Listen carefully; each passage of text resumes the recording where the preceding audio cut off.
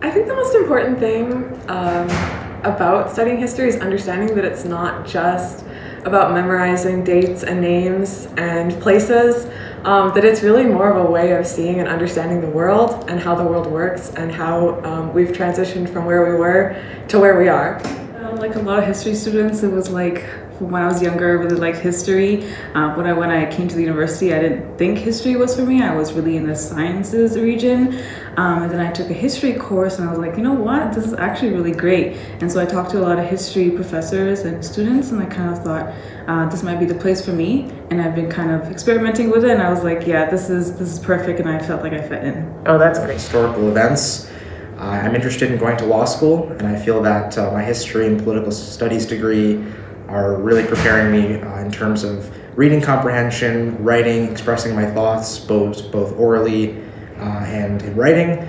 And I'm really enjoying what I'm studying and all the professors that I've had the pleasure of working with. Well, part of what I find so interesting about history is the fact that it is a way of looking at the past that is different from the way that you learned in high school and is different from the way that you often sort of talk about it in popular culture. Like when you're at university, it is actually a effort to understand and analyze the lives of people in the past, and even people who aren't necessarily like the big important political figures. So it is a way to me of remembering and honoring even the people who lived in the past who were not considered sort of important, or like they were not big political movers and shakers. They were just ordinary people who lived their lives, and to me that's important, that's worthy of study.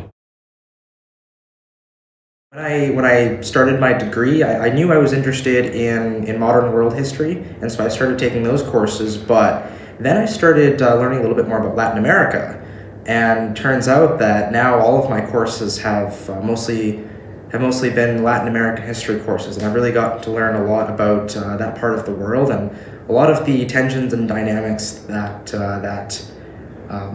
unfolded there. I think one of the things that I remember fondly was coming into university. I didn't even expect to become a history major, let alone an honors major. But after one of my first classes, the history department honors chair at the time emailed me after the term and had really suggested that I enter the honors program. And since then, I don't regret that decision, and it's been fantastic.